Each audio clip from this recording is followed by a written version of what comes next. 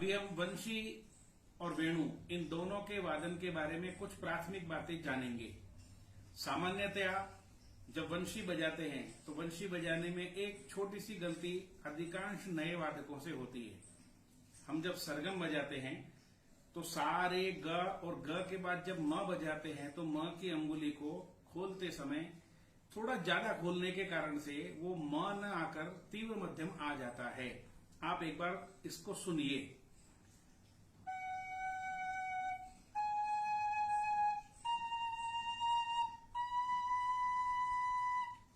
अब अगर इस अंगुली को ज्यादा खोल दिया तो आवाज आ जाती है। तो मैं पहले आपको सही सुनाता हूं।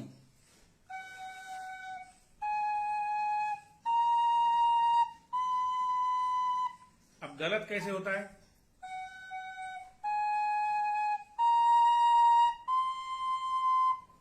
यानी ग, म और तीव्र म, तीनों का अंतर आप ध्यान से सुनेंगे तो समझ में आएगा। मैं तीनों बजाकर दिखाता हूं।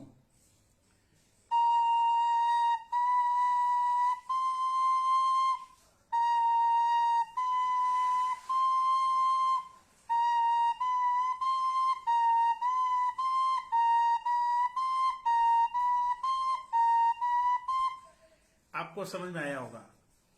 ऐसा ही अवरोहण में भी जब हम बजाते हैं प से म पर आते हैं तो तीव्र मध्यम बजाने की गलती कर बैठते हैं। इसलिए प से जब म पर आना है तो म ही आना चाहिए, वो तीव्र मध्यम अर्थात मां जैसा नहीं आना चाहिए।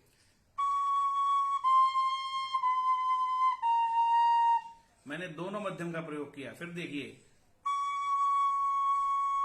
ये प, ये तीव्र मध्यम, ये मध्यम, ये ग हो गया। तो इसलिए दोनों का फर्क आप समझिए। ये प तीव्र म और ग।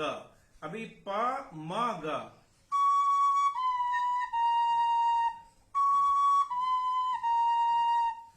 तो बजाते समय आरंभ में ही अगर म को ठीक पद्धति से बजाया तो आगे की राह हमारी आसान होगी।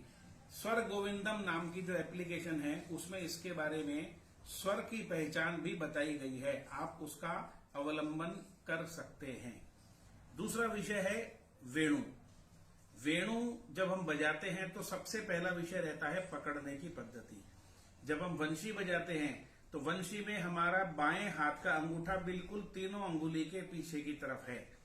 लेकिन जब भी हम वेणु बजाएंगे अथवा किसी को सिखाएंगे तो सिखाते समय पहली बात यही से सिखाना है कि वेणु में बाएं हाथ का अंगूठा पीछे न रखकर बाएं हाथ के अंगूठे को बाईं ओर रखना पड़ता है। ऐसे बाईं ओर निकालना। तो बाईं ओर जब रहेगा तब उसको ठीक पद्धति से पकड़ सकेंगे। अगर ऐसे नीचे रहेगा तो दो दोष आने की संभावना है। एक, हमारे अंगूठे का यहां इस स्थान पर दर्द शुरू होता है। दूसरा, वेणु स्थिर नहीं रहती है। तीसरा, हम लोग बजाते समय चलते भी हैं, हमको संचलन के साथ बजाना है, तो ये वेणु यहाँ स्थिर होना चाहिए। इसलिए अंगूठे के सपोर्ट से यहाँ पर होठ के पास को फिक्स करना। एक बार फिक्स करने के बाद फिर आपको बजाने में आसानी होगी। तो इसलिए कोई भी शिक्षक किसी भी शिक्षार्थी को जब वेणु बजाना सिखाए तो सबसे पहली बात यह सिखाए कि उसको बाएं अंगूठे को बाईं ओर लाना है और बार बार में निरीक्षण भी करता रहे, कहीं वो गलती से अंगूठा नीचे तो नहीं चला गया। यह अंगूठा बाईं ओर रहना चाहिए, तब उसका वादन ठीक होता है। म बजाने का शास्त्र उसका भी ऐसा है। हमारा जो चार्ट दिया है उस चार्ट में जब हम म बजाते हैं तो म में ऊपर की एक अंगुली आधी बताई है, लेकिन इसका संतुलन थोड़ा बिगड़ता है। आप इसमें और एक प्रयोग कर सकते हैं। जब ग बजाते हैं उस समय नीचे की एक अंगुली बंद कर सकते हैं। आप देखेंगे मैं कैसे प्रयोग कर रहा हूं।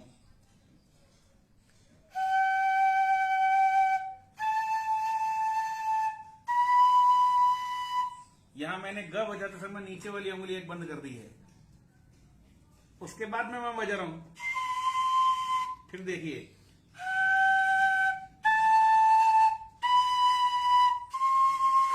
ऐसा करने के बाद प बजाने के लिए शेष अंगुली रखने में आपको सुविधा होगी।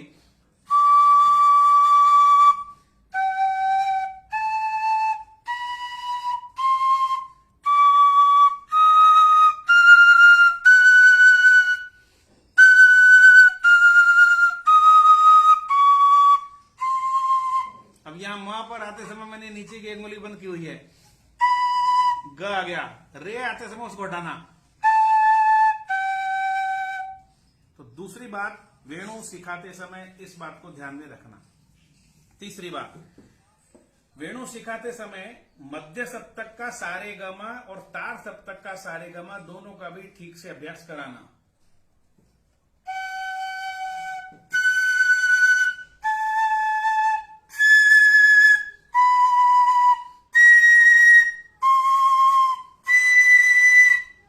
अगर ऐसा अभ्यास हमने कराया तो पूरी फूंक लगाकर फूंकने की आदत भी वादक की रहेगी।